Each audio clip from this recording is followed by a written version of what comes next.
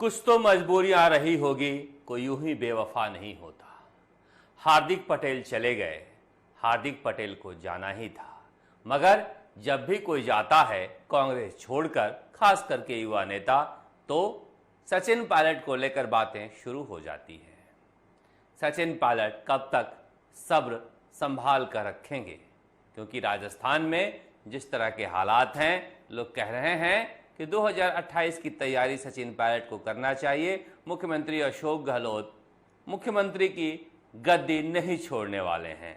मुख्यमंत्री अगर अशोक गहलोत रहेंगे तो क्या सचिन पायलट इस चुनाव में अशोक गहलोत के लिए वोट मांगेंगे?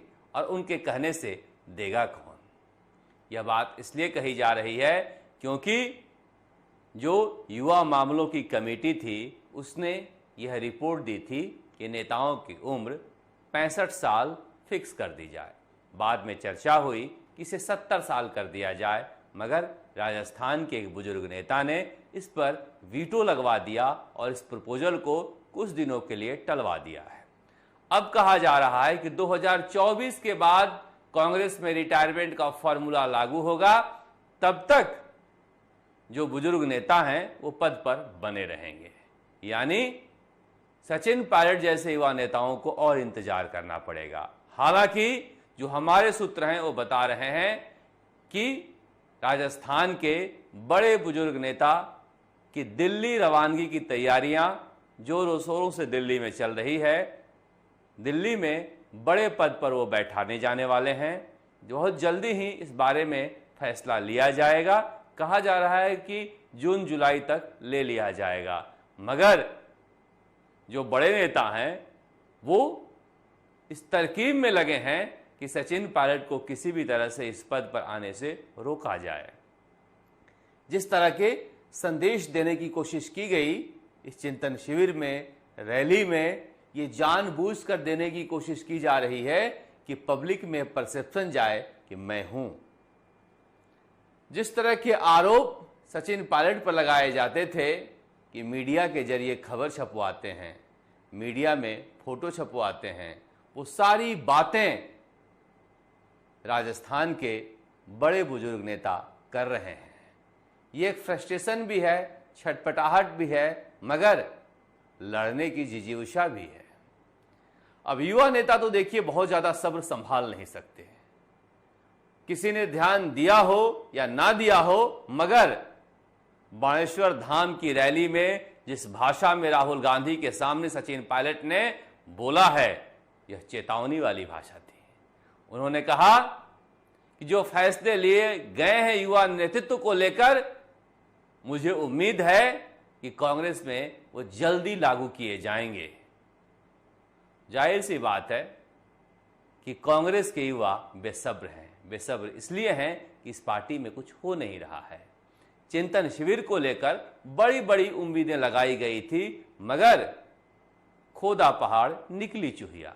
कहा जा रहा है कि चिंतन शिविर तो एक नेता की प्लानिंग थी कि कैसे अपनी गद्दी बचाई जाए, बाकी तो बस मौज मस्ती करने आए थे, मौज मस्ती करके चले गए। अब दिल्ली में इसे लेकर मीटिंग हो रही है, उस मीटिंग में क्या निकल रहा है किसी को पता नहीं। गुजरात चुनाव सिर पर है और हार्दिक पटेल छोड़कर चले गए। इस पार्टी में कोई किसी से पूछने वाला नहीं है कि तुम तकलीफ में हो, तकलीफ में हो तो किस तरह से हो। हर कोई अपनी रोटी सेकने में लगा हुआ है। हार्दिक पटेल ने यही तो कहा है, कांग्रेस में रहकर जो कांग्रेस को नुकसान पहुंचा रहे हैं, जो पैसे के लालच में काम कर रहे हैं, उनके ऊपर भी ध्यान दिया जाना चाहिए। बहुत आसान है कह देना, आरोप लगा देना कि पायलट ग्रुप मानेसर चला गया था, मगर किन परिस्थितियों में गया था, क्या हो रहा था, और जब लौट के आया है तो क्या हो रहा है, राजस्थान की जनता देख रही है। मगर राजनीति से इतर आज बात करेंगे राजस्थान सरकार के कामकाज को लेकर। राजस्थान के मुख्य सचेतक के भाई शार्प शूटर बुलाकर बीजेपी के नेता और अपने विरोधी व्यवसायी की हत्या करवा देते हैं। वो गिरफ्तार किए जाते हैं भाई। इसी तरह से राजस्थान के कद्दावर कैबिनेट मंत्री महेश जोशी के बेटे रोहित जोशी पर गंभीर आरोप लगता है। दिल्ली पुलिस उन्हें बुलाती है मगर जाते नहीं है। यह हो क्या रहा है? राजस्थान की पुलिस जांच न करे, बाहर की पुलिस जांच करे तो सवाल उठता है कि कब तक आप बीजेपी को हिंदू मुसलमान के नाम पर कोसते रहोगे, कब तक संस्थानों को लेकर हमला बोलते रहोगे। एक मुख्य सचेतक का भाई गुर्गे बुलाता है हत्या करने के लिए, तो सवाल उठना लाजमी है कि पुलिस कर क्या रही थी। इंसाफ के लिए राष्ट्रीय लोकतांत्रिक पार्टी के नेता हनुमान बेनीवाल को सड़क पर उतरना पड़ता है, तब जाकर गिरफ्तारी होती है। इसी तरह से महेश जोशी के मामले में दिल्ली पुलिस को दखल देना पड़ता है। यहां तो ऐसे लग रहा है कि कांग्रेस और बीजेपी दोनों आपस में मिली हुई है। अब बताइए, रोहित जोशी के मामले में बीजेपी ने भी कुछ भी बड़ा आंदोलन नहीं किया, न सरकार की आलोचना की। एक लड़की इंसाफ मांग रही है, ऐसे में कम से कम विपक्ष का धर्म तो बनता ही है। बड़ा सवाल सरकार के कामकाज को लेकर है। जिस तरह से मंत्रियों के अपनों पर आरोप लग रहे हैं, मुख्यमंत्री अशोक गहलोत को जवाब देना चाहिए। अब उनसे पूछा गया, दिल्ली में पत्रकारों ने पूछा महेश जोशी के बेटे रोहित जोशी के ऊपर लगे हुए आरोपों पर, तो 24 घंटे बाद मुख्यमंत्री कहते हैं कि इस मामले में मैं जानकारी लूंगा, मुझे पता नहीं है, और उसके बाद आज तक वो जानकारी ले नहीं पाए। आश्चर्य होता है। गृह मंत्री हैं, गृह मंत्री की पुलिस पीड़िता को जबरन पकड़कर लेकर आती है। जयपुर में आधी रात को सड़क पर उसकी पिटाई होती है एसओजी के सामने, जैसा कि वह आरोप लगा रही है, मगर गृह मंत्री अशोक गहलोत की पुलिस पर कोई कार्रवाई नहीं होती है, क्योंकि सैया भय कोतवाल तो डर काहे का। यही वजह है कि राजस्थान में कानून व्यवस्था किस तरह की समस्या है। जितने भी दंगे हुए हैं, हो सकता है कि बीजेपी के लोग उसमें शामिल हो, मैं नहीं जानता, जैसा कि आप आरोप लगा रहे हैं, मगर ये दंगे प्रशासनिक विफलता के नतीजे थे, और ये जो कांड हो रहे हैं यह भी प्रशासनिक असफलता के नतीजे हैं। कानून व्यवस्था मुख्यमंत्री अशोक गहलोत से संभल नहीं रहा है, ऐसा लगता है, क्योंकि जिस तरह के हालात बने हुए हैं, निश्चित रूप से कांग्रेस को चुनाव में ये नुकसान पहुंचाएंगे। युवा नेता तो छोड़कर जा ही रहे हैं, मगर अगर जनता भी साथ छोड़ दे तो फिर किसके भरोसे आप चुनाव लड़ेंगे। जिस तरह से मंत्रियों से कहलवाया जा रहा है, जिस तरह से कार्यकर्ताओं से कहलवाया जा रहा है कि अशोक गहलोत तो अभी युवा हैं, अशोक गहलोत ही मुख्यमंत्री रहेंगे, इसकी जरूरत क्यों पड़ी है? जरूर कहीं ना कहीं आग लगी है, तभी धुआं उठ रहा है।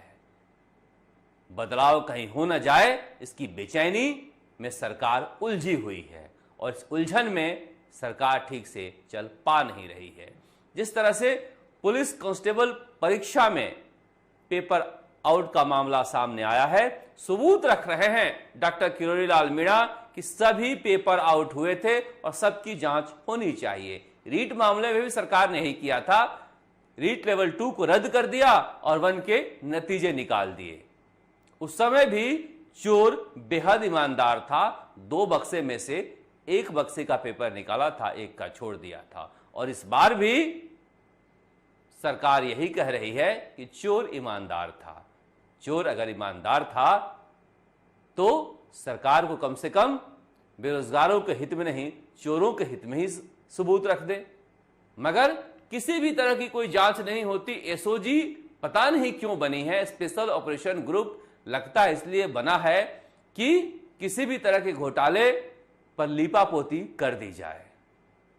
रीट लेवल 2 जैसा बड़ा घोटाला हुआ, कोई कार्रवाई नहीं हुई, लाखों बेरोजगार खून के आंसू रोते रहे, न उनकी परीक्षा बहाल हुई, न ही आरोपी पकड़े गए। ये तो सभी के साथ नाइंसाफी हो गई। मगर सरकार ने अगर सबक सीखा होता तो कांस्टेबल परीक्षा में इस तरह के हालात नहीं होते।